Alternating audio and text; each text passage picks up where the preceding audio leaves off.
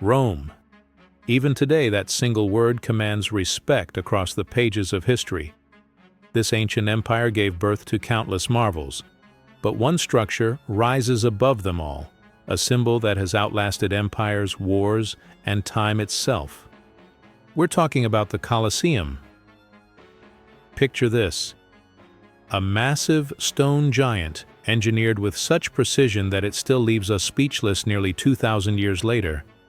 No modern machinery, no steel reinforcements, no advanced computers, just raw human genius, muscle, and the unstoppable will of an empire.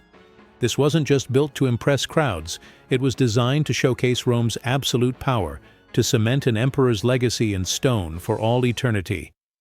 But beneath its architectural brilliance lies a darker tale, one filled with ruthless ambition, backbreaking labor, brutal entertainment, and death. Today, we're diving deep into how ancient Romans pulled off one of humanity's greatest engineering feats. We'll uncover why they built it, what gruesome events unfolded on its blood-soaked sands, and how it survived nearly 20 centuries of earthquakes, looting, and warfare. This isn't just about a building. This is the story of a stone dream that became immortal. Our story doesn't start with construction crews or stone slabs. It starts with flames. In 64 AD, during Emperor Nero's reign, a catastrophic fire ripped through Rome. Neighborhoods turned to ash. Families lost everything. Rumors spread like wildfire, literally. Many whispered that Nero himself ordered the blaze, clearing space for his outrageous building plans. And guess what? Those suspicions weren't exactly unfounded. Rising from the charred ruins came the Domus Aurea, Nero's golden house. This wasn't just a palace. It was an over-the-top estate complete with man-made lakes, sprawling gardens, and gold-plated statues. Meanwhile, everyday Romans struggled to survive in poverty. The people seethed with resentment. Then Nero died, and everything shifted. Enter Emperor Vespasian, the man who founded the Flavian dynasty. He understood that Rome needed healing, not another tyrant's vanity project. Vespasian wanted to erase Nero's shameful legacy and win back the hearts of his people. His solution? Brilliant political theater. He ordered workers to drain Nero's private lake and, in its place, construct a massive public amphitheater. A stadium for the people, open to every citizen, rich or poor. This wasn't merely about architecture. It was a calculated power move, pure propaganda. The message couldn't be clearer. Where one selfish man once indulged himself, 70,000 Romans would now gather and celebrate together. The Colosseum became more than stone and mortar. It became a promise, a declaration that Rome belonged to its people and that its glory would never fade. The year was 72 AD. Across Rome, excitement buzzed through the streets. Vespasian had given the order, and construction began on something nobody thought possible. An amphitheater so enormous it seemed like pure fantasy. First step? Drain Nero's entire artificial lake, then dig deep. Roman engineers carved foundations several meters down, knowing that stability meant everything. They chose travertine limestone from nearby Tivoli, a sturdy yet workable stone perfect for their needs. Massive stone blocks, each weighing tons, were hauled to Rome on ox-drawn carts. Workers then hoisted them into place using wooden cranes operated entirely by hand. No motors, no hydraulics, just ropes, pulleys, and human strength. The construction site never slept. Thousands of laborers, architects, slaves, masons, blacksmiths, worked around the clock. Scaffolding climbed toward the heavens. The constant pounding of hammers and shouting of foremen echoed across the city. But here's where Roman genius truly shined. The Colosseum's real strength wasn't just its materials, it was the revolutionary engineering behind it. The structure relied on a sophisticated system of arches and vaults, carefully arranged to distribute weight evenly throughout the building. Each arch supported the next in a modular design that was both incredibly strong and surprisingly quick to assemble. Think of it like ancient Lego blocks, but made of multi-ton stones. The outer walls? Pure travertine, locked together with iron clamps. The intersections? Tough stone and bricks, lighter materials that combined durability with construction speed. 8 years. That's all it took. By 80 AD, under Emperor Titus, Vespasian's son, the project was complete. Romans could barely believe their eyes. A structure this colossal, finished in less than a decade? But Rome didn't build with hands alone. Rome built with unshakable determination. When the Colosseum finally opened its gates in 80 AD, it stood ready to host the most spectacular and brutal shows the world had ever witnessed. Step through any of the 80 entrance archways, and you'd find yourself facing something beyond imagination. A towering oval stadium, engineered to hold up to 70,000 screaming spectators, all seated according to strict social rankings. The wealthier and more powerful you were, the closer you sat to the action. The poor climbed higher into the upper tiers. But here's the remarkable part. Admission was free. Every Roman citizen could attend, courtesy of the emperor himself. It was the ultimate crowd pleaser. At the heart of it all lay the arena, a huge wooden oval platform covered in sand specifically chosen to soak up blood. A protective barrier surrounded it.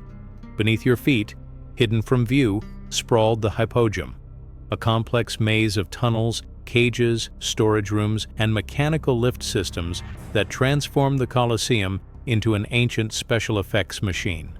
Through hand-cranked elevators and hidden trapdoors, stage crews could make wild animals, gladiators, condemned prisoners, and even elaborate scenic backdrops suddenly appear as if by magic. It was theater, engineering, and execution rolled into one terrifying spectacle. The shows, mornings kicked off with venaciones, exotic animal hunts, lions, tigers, bears, elephants, leopards, creatures most Europeans had never seen, were slaughtered for entertainment. The crowd roared with every kill. Midday brought public executions. Condemned criminals faced starving beasts or were forced to reenact scenes from tragic myths, dying screaming for the amusement of thousands. Then came the main event everyone waited for, the gladiators. These were highly trained fighters, some slaves, some prisoners of war, but others were free volunteers chasing fame and glory. They battled according to strict rules, wearing distinctive armor, wielding different weapons, in choreographed yet deadly duels. The crowd voted with their thumbs. The emperor made the final call. Life or death hung in the balance decided by entertainment value. This is the Colosseum's story, a monument to human achievement and human cruelty, standing strong after nearly 2 millennia as a reminder of Rome's eternal power. The spectacle of death. Thumbs up, thumbs down. A single gesture sealed a fighter's fate. And on extraordinary occasions, the Colosseum pulled off something almost unbelievable.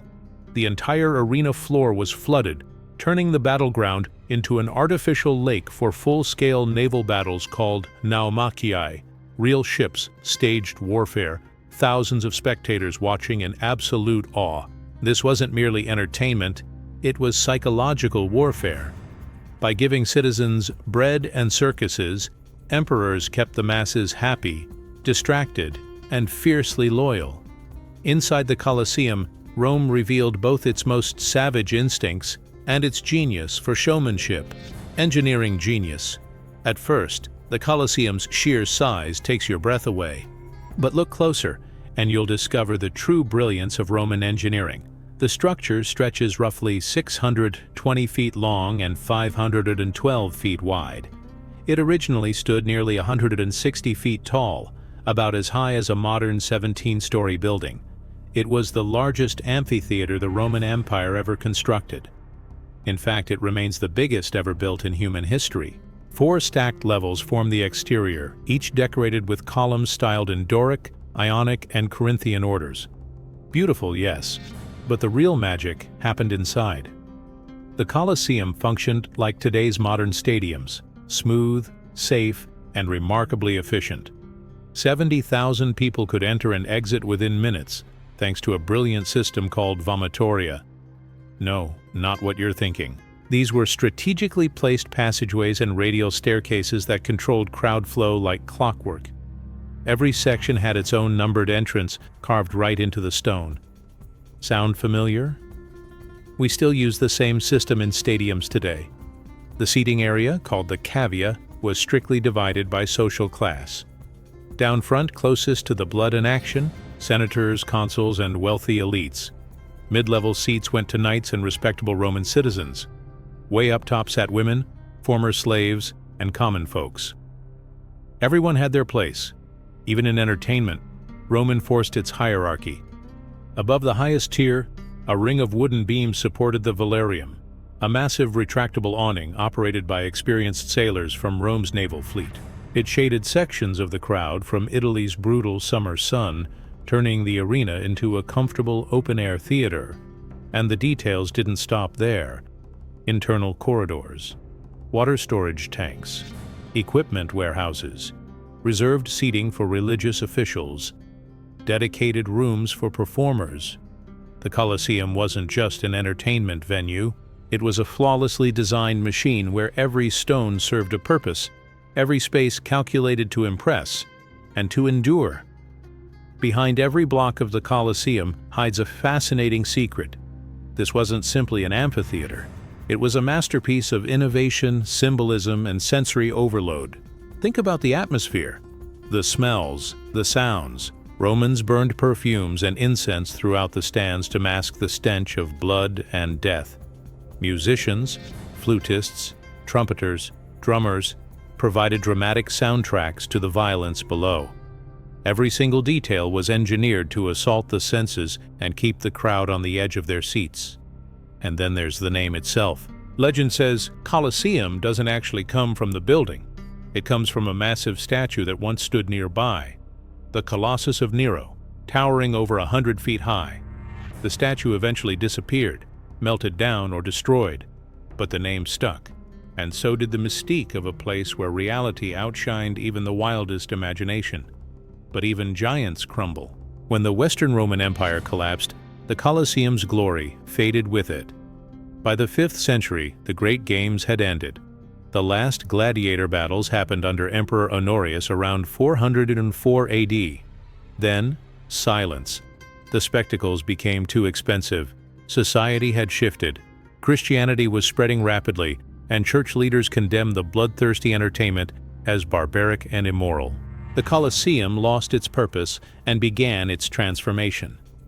During the Middle Ages, it became a fortress, then a shelter for the homeless. Eventually, it turned into a massive stone quarry. Travertine blocks, columns, and metal clamps were stripped away to build churches, palaces, and even parts of St. Peter's Basilica. The earthquake of 1349 and later tremors brought entire sections crashing down. Nature reclaimed the ruins. Vegetation swallowed the abandoned corridors.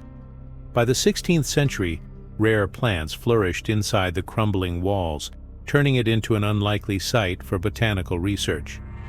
Yet somehow, it refused to die. In the 1700s, the Catholic Church began viewing it as a sacred symbol of Christian martyrdom.